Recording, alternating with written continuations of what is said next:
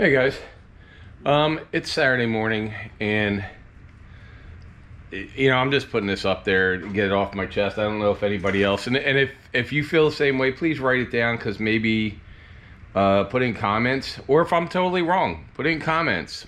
But a lot of us like me, I've been watching YouTube videos and channels, and there's a lot of channels out there. I watch Dennis Collins, I watch Vice Grip Garage, I write Cleus McFarlane, I watch Flying Wheels, the Corvette Bat. I watch a lot of channels. I also watch a lot of court channels, and I watch just a whole bunch of YouTube. I pretty much watch YouTube TV for the most part. And I put up, I've got, 850 videos up or whatever. And the one thing myself and friends of mine have noticed, and it's getting really hard to watch, is a lot of these channels are just turning into like infomercials for products or sponsors. This is not, look, we monetize, some of us, I have had sponsors in the past. So yeah, look, I'm monetized. I do this for fun, but I also do it, to make some income, especially right now where I've had an injury since April and I haven't really been able to make an income doing anything else right now. But there's like Vice Grip Garage, and I love I met him. I've had his cars on my channel. I think he's super interesting. He's one of the best channels on TV. But okay, we get it. O'Reilly's, we know they sponsor you. They do your, it's getting to be an infomercial. The same with Flying Wheels. Now, Flying Wheels, if you guys haven't seen it, he owns a used car lot. He actually just moved to Florida. I watch every Flying Wheels. I watch every Vice Grip Garage. As soon as they pop up, I watch them. But like Flying Wheels is now turning into an infomercial, to the point that he even said, hey, I know you guys are putting in comments that I'm turning into an infomercial, because you are. Okay? You can watch like Heavy D and other ones where, look, if you want to punch a product, like basically you can include a product. You could do it two different ways, because I used to work in the film industry. You could do product placement. So like here, this is a monogram model, and we use Pledge, Revive It, we use Duplicolor, we use Mod Podge. We get this from Hobby Lobby. Okay? I don't push that. It's just you can integrate it into your video.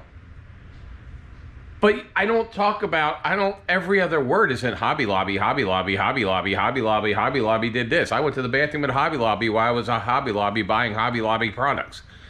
And that's really what it's getting to.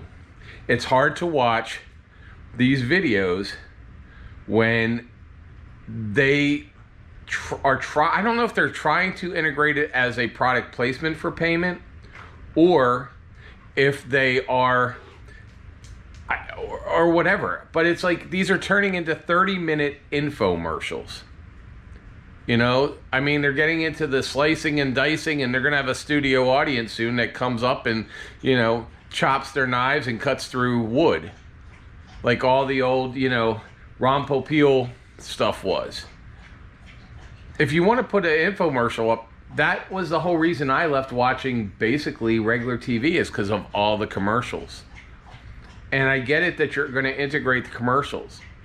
But if you're making a 30-minute commercial, well then why are you still having commercial breaks? Because I put in, I don't push anything other than what we're building or doing, or what car I'm building, or where we're at, maybe at a racetrack or something, or at NASCAR or at a car show. And then I know that there's going to be, what, for lack of a better term, commercial breaks in my videos, because that's how people get paid when you're monetized. But I don't want it to be commercial breaks in my videos and then the rest of it be an infomercial. And these channels are starting to just turn into, you might as well get into NASCAR. You might as well start wearing a suit that says, who your sponsor is. I wish we could go back, but I guess once you make so much money doing this stuff, when you're making, you know, $1 million a year or $500,000 a year, then you can't help yourself, maybe? I don't know. Because like Dennis Collins, I'm going to bring him up. So Dennis Collins, if you don't know Dennis Collins, and if you're a car guy, you probably do, but him and his brother own a Jeep dealership. Now, Dennis goes out and buys cars and stuff, and he worked with, he was the money backer for Richard Rawlings, who owned Gas Monkey Garage. He was one of the backers early, and he put up a lot of money for them. Richard Rawlings even doesn't sit there and promote his own business most of the time. Dennis Collins rarely talks about his Jeep dealership. Now, he does call it Coffee Walk and says at the beginning, hey, get a cup of coffee, because he has a coffee company. And then that's it. It's like 10 seconds here, get a cup of coffee, and the rest of it is about cars. And it's very nice to watch. But I'm not waking up anymore. It's really getting to the point where I'm starting to go through and say, okay, I'm not watching this channel if the first 20 minutes of it, every time you turn it on, talks about a vendor who is supplying stuff. That's not what it is. Or just change the name of your show to, you know, Flying Wheels and Products on Amazon, so you can please click on it. Like, that would be true to what he does, because every show now is 30 minutes or 20 minutes of, hey, check this product out, and then the rest of it is, the other 10 minutes is what I'm doing and how miserable he is. And then Vice Grip Garage now should just be the O'Reilly's, brought to you by O'Reilly's. That way we would all know, yes, we know, they're doing your wrap, they're buying your parts, they make this, they make that, every single thing. We know, and we also understand that O'Reilly's is probably giving you free parts plus paying you to be there. So, you know, that's why you can go and put all these parts on these cars now. And it's really changed from the first couple years that he did this. And that's fine. And he wants to make $80 million or whatever, and that's cool. And a lot of stuff I like with Derek, but it's getting to the point where it's like, look, it's the O'Reilly's channel. And like this morning, started watching him. He was working on the lawsuit truck. And now it's just O'Reilly's. O'Reilly's booth is next to him. O'Reilly's going to wrap his car for next week. O'Reilly's is giving us this point. Go to O'Reilly's and buy these parts. Well, guess what? If you've seen one of my videos years ago, O'Reilly's charges, for example, the door hinge for my F-150 online, the door hinges that I needed were under $30. At O'Reilly's, they wanted $200 for them.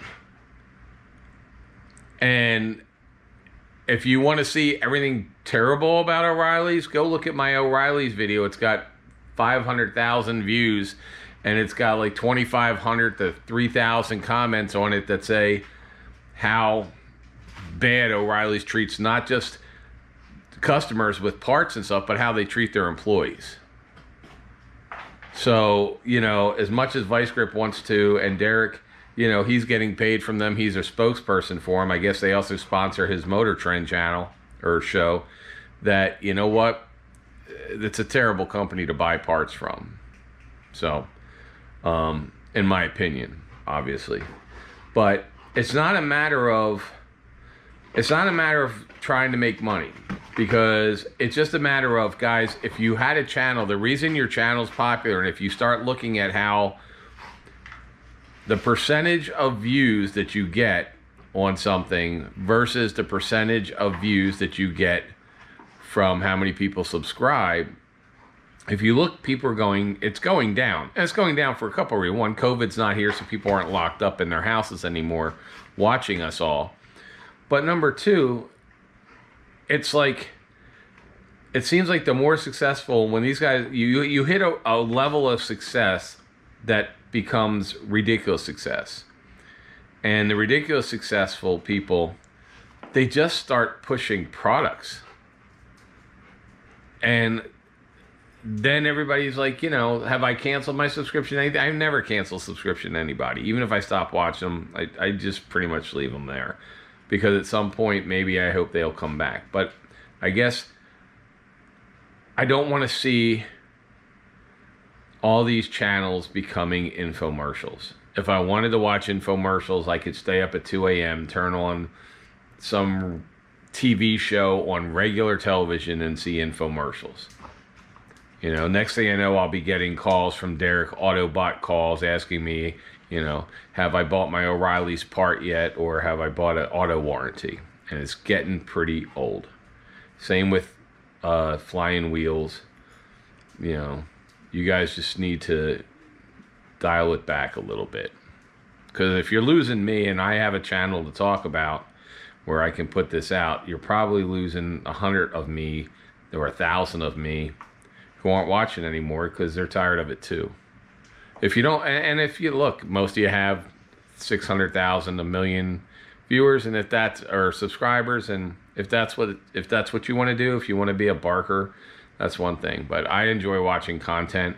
I understand there's going to be a little bit of stuff going on. I do the same thing, but hopefully I'm not somebody who sits there and says, you know, for 30 minutes about how a sponsor is paying for this. So anyway, I just had to say something because it's really just driving me nuts that I start watching and I get into a video and then 10 minutes in it just turns to an infomercial for the next 30 minutes. It just sucks. Anyway, that's my opinion. I'm sure you all have opinions. And put them down so I can hear them.